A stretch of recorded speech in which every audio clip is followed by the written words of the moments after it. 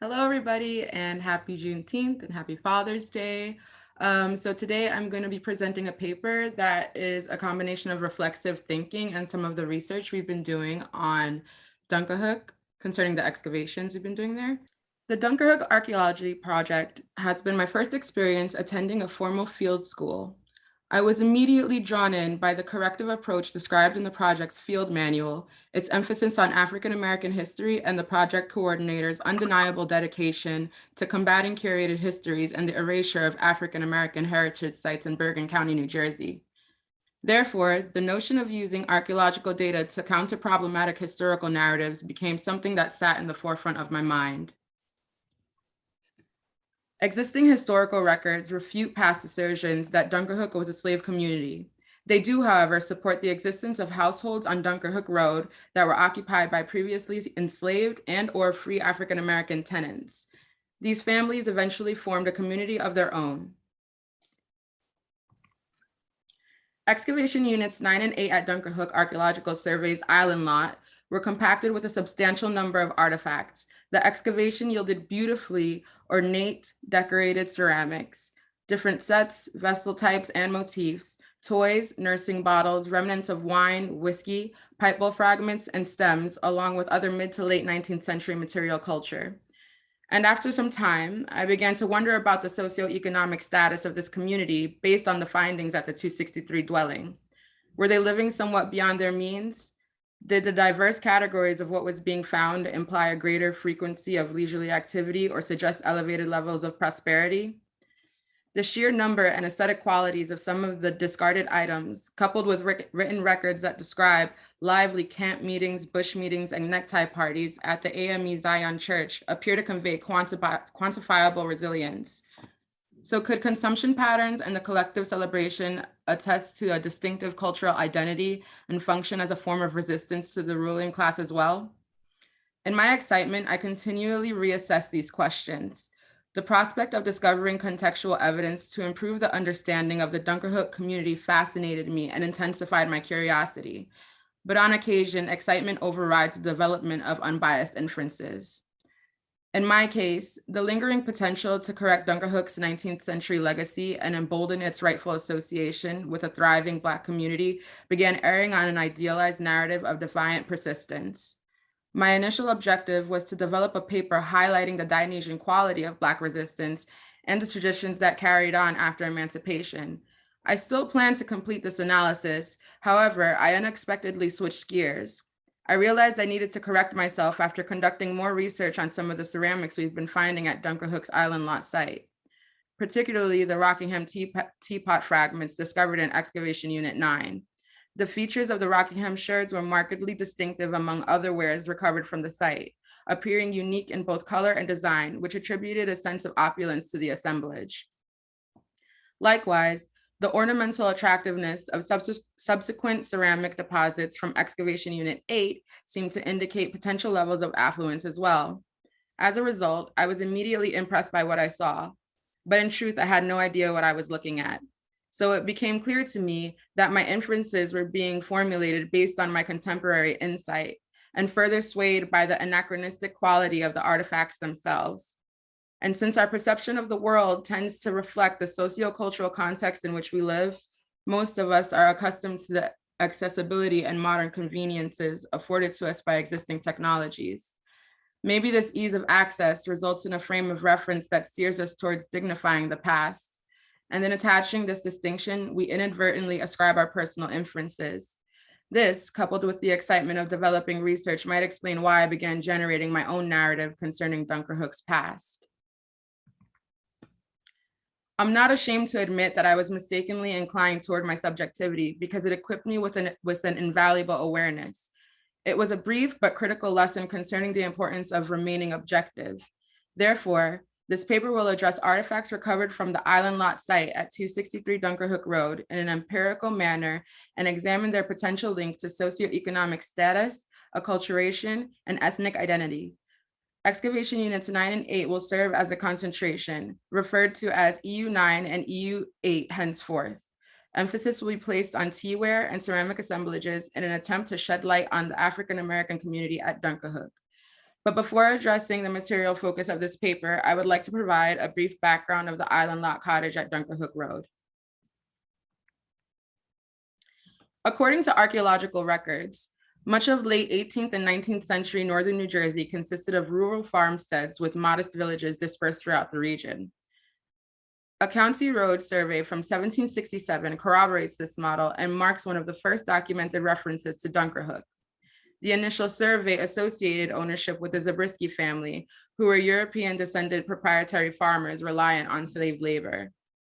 Chronological records relating to 263 Dunkerhook's property history also reveal that the Zabriskie ownership extended into the early 20th century. Additionally, the records list the Bennett family, who may have been formerly enslaved by the Zabriskies, as verified generational tenants at 263 Dunkerhook from as early as 1830 to 1921, further disputing previously disseminated histories that incorrectly labeled Dunkerhook a slave community.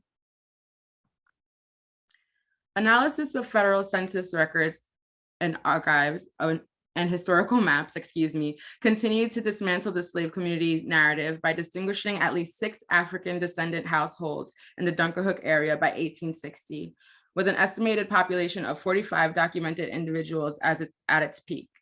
I would argue that the use of the word documented is imperative based on the pseudo-emancipatory backdrop of 19th century New Jersey, because it recognizes the possibility that some Dunkerhook residents, or in turn parties, may have decisively circumvented the census.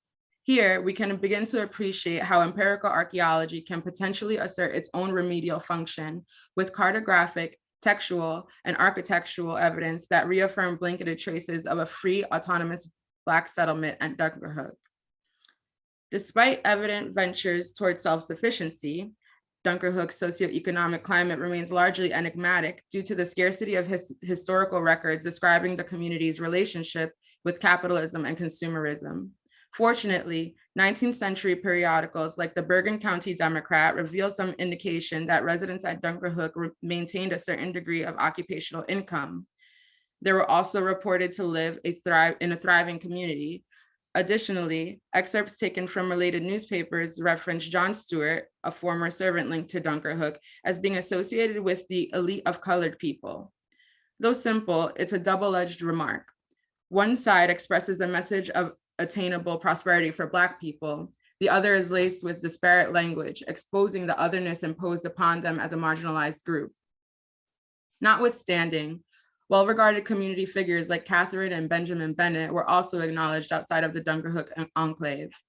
An air of affluence accompanies their stories conveyed in their corresponding obituaries as well. Printed in the Patterson Morning Call in 1906 and 1911, respectively. Though compelling, available resources are inadequate and cannot be used to confirm nor deny socioeconomic conjecture on their own. Consequently, there is an egregious, seemingly deliberate lack of source material in the historical record relating to Dunkerhook's socioeconomic circumstances. Dilemmas like this hinge upon other critical factors that might impact the ability to distinguish material expressions of ethnic identity at Dunkerhook as well.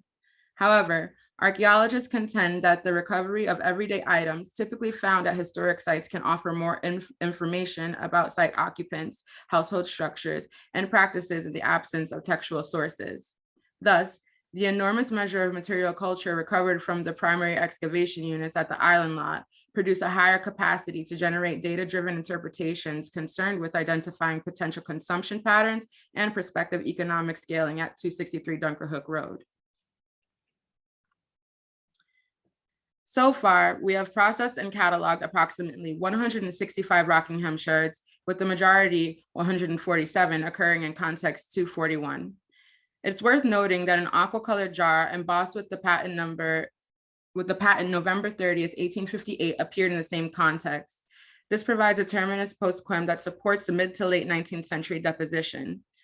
Supplementary research concerning the Rockingham ware found in EU9 promptly disputed my initial status-related inferences, but I wasn't discouraged because it disclosed much more than I anticipated. Originally, Rockingham ware was produced as a luxury item in England at the turn of the 19th century. It was highly refined and much more restricted in design than its American counterpart. Instead of fine white earthenware, American iterations were characterized by the application of a rich brown glaze on low-cost yellow or buff-colored bodies that were typically decorated in relief. It was relatively inexpensive and for a time quite fashionable, but eventually popularity declined and Rockingham ware was considered cheap due to its general availability.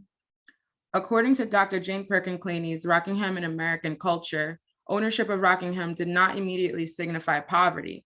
However, her research contends that the incidence of specific vessel types provides information that can help determine class division at rural domestic sites, like our focus at 263 Dunkerhook Road. The fragments recovered from EU9 suggest that there are at least 2 Rockingham teapots due to the appearance of discernible spouts in the ceramic expenditure.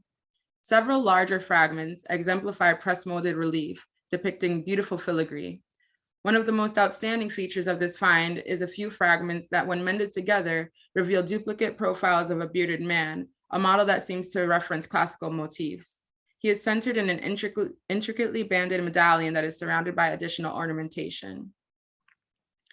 The following image shows the aforementioned larger fragments from context 241 mended together with masking tape. And here we can see the progress of mending one of the Rockingham ware vessels into a cohesive, recognizable form. Despite numerous attempts, I can't seem to find images or descriptions online that correspond to this specific motif. The subject in the medallion portion of the design is clearly male, yet examples that I have seen display a female figure. Perhaps there was a male on one side of the teapot and a female on the other, but no fragments recovered at Dunkerhook reflect feminine characteristics.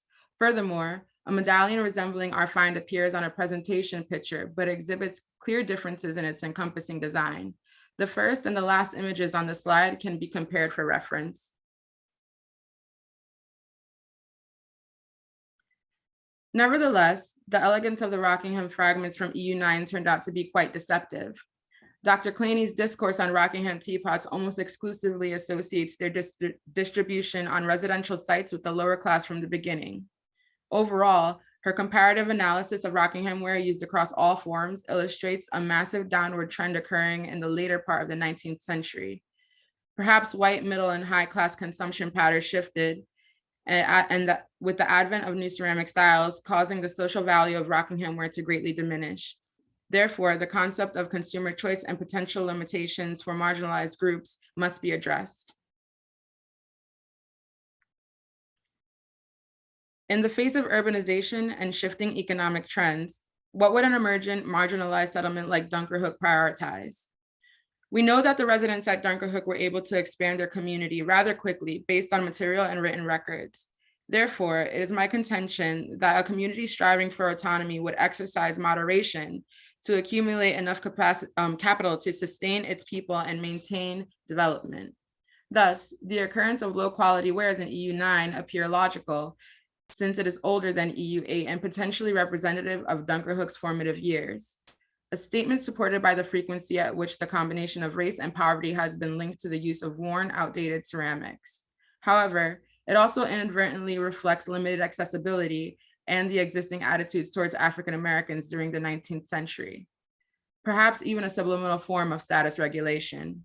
As a result, it is not likely that Dunkerhook residents were living comfortably at the beginning, since living extravagantly seems to oppose self-sufficient living. However, later ceramic assemblages from EU8 display a wide range of stylistic typologies, which could potentially signal increased social and economic mobility within the community between the late 19th and early 20th centuries. I'd like to conduct more thorough analysis of the ceramics from this unit with an informed perspective, considering the possibility that underprivileged individuals would be prudent regarding their limited assets. Any noticeable change on a historical site pertaining to marginalized people could yield valuable information. And since Catherine Bennett was considered one of the leaders within the Dunkerhook community, her residence at 263 Dunkerhook Road could potentially explain the variety of ceramics that are more expensive in appearance. Unfortunately, the island lot property is the only surviving household from the Dunkerhook enclave due to thoughtless construction and development over the years.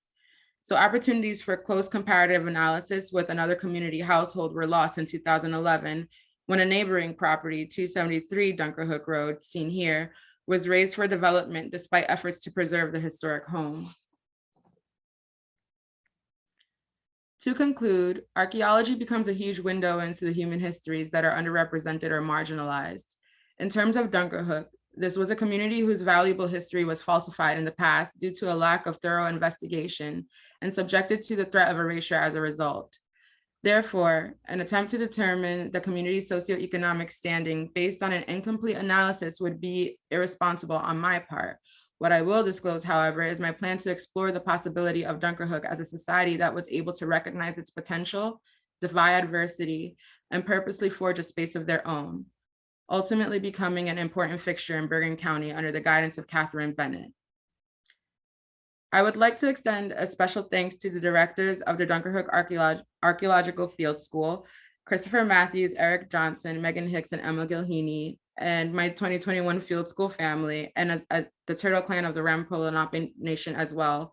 And of course, the host of this presentation, the Archaeological Society of New Jersey. Thank you so much for having me.